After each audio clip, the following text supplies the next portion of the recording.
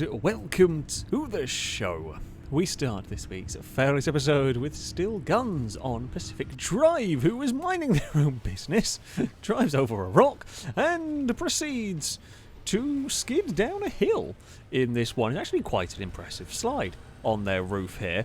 Not really what you want to be doing in that one. I mean, I don't know whether... I think it wasn't even... there's all sorts of like weird anomalies and stuff, and I think that was just literally a normal rock pile that got the better of the car in that particular incident. It is an impressively long distance sliding on its roof, I've got to say. Wando the Cheetah up next on World of Outlaws.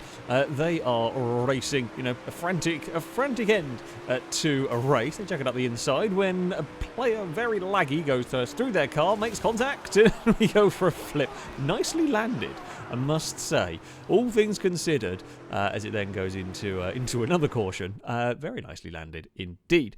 Snorksel on Need for Speed Underground is about to get murdered by an AI car. That's unfortunate. That is very unfortunate.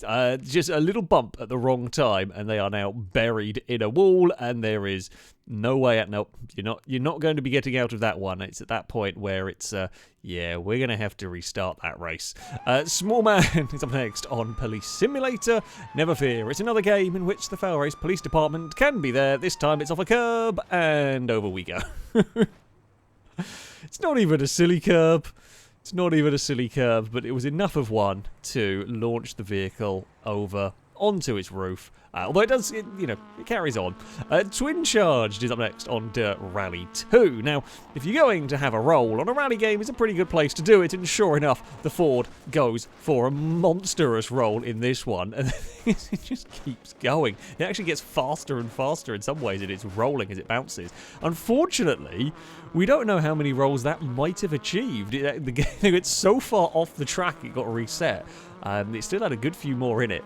That's going for a serious roll record right there. Unfortunately, incomplete. RGB Nitro is up next on Saints Row. Now, they are driving around on a bike, clip a rock face, and go for a flight. Well, that's not great. They manage to knock over a lamppost, and as their character gets up, they get knocked out by the lamppost and then run over by a taxi. It's not what you need. Not what you need at all. Razor Sharp up next on Farming Sim. They've got a tow truck. I presume these things are modded. I don't know anything about this game. I've never really played it. But yeah, trying to tow a pickup truck does not end well. That's a SnowRunner-esque attempt at towing. If ever I saw a SnowRunner-esque attempt at towing another vehicle, that's it. Things have gone poorly, shall we say. Kazadon up next on Motortown. Say slightly towing related. They've got a flatbed truck with a car on the back of it that's having a bad time. Now, it is at night. It's not the easiest to see. You get the idea. And it is not happy about the car on its back. It's desperately trying to shake it away. What can you do? What can you do to stop that? I presume, judging by the icon above the car, it's something needed for a mission or quest or whatever.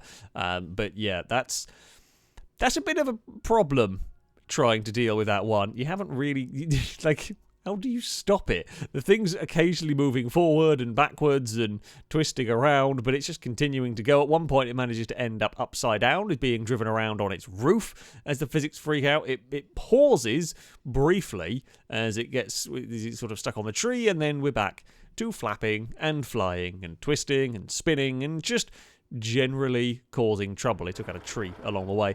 Gravity is up next on American Truck Simulator, and in fact, a very fitting name because, well, they just have given up with, gravity as normal. The truck goes for a little bit roll down the hill as it's struggling to set off. It will eventually get going again, but everything else is just sat above it. It's very peculiar.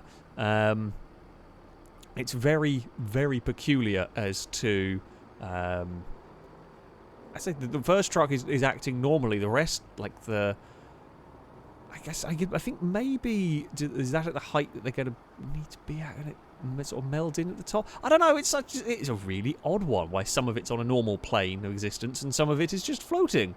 But there we go. Gymland up next on R Factor 2 with grid problems. It was supposed to be getting vehicles to go to the grid, but yeah, the game's decided the best way to deal with it is spawn them all in at one point, and, well, funnily enough, that has some problems, and as fast forward as things tried to get sorted out, a few cars were kind of making it, some were not. Nope, that's a Porsche. In a place a Porsche shouldn't be. In a way a Porsche shouldn't be. Yet that's an issue. Yeah, not the best start to a race I've ever seen. Devoider up next on R Factor 2 is racing against, well, a slightly laggy Caterham. It's always difficult to know what to do when you've got a little bit of a laggy car. There seems to be no collisions between them at the moment, and then there are collisions. The two vehicles were trying to occupy the same piece of tarmac, and, well, physics eventually, or same piece of air, physics eventually rearranged it by disassembling both of them. Jackhammer up next on iRacing is taking part in a multi-class race. There is a slower MX-5 Cup car up ahead, followed by a Porsche, followed by a Radical, I think it is. The Radical gets a twitch and obliterates the poor Porsche.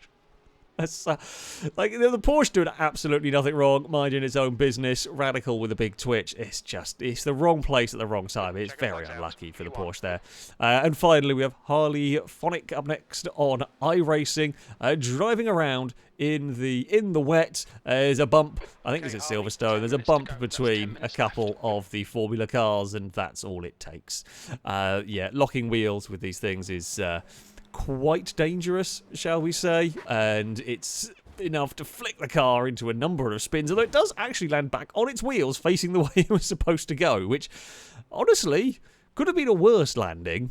But there we go. That is going to be it for this video. If you have clips you'd like to submit to this series, you can via a Google form. There'll be a link to it in the description. All the rules and how it works can be found there. That, though, is going to be it from me. Thank you all very much for watching, and until next time, goodbye.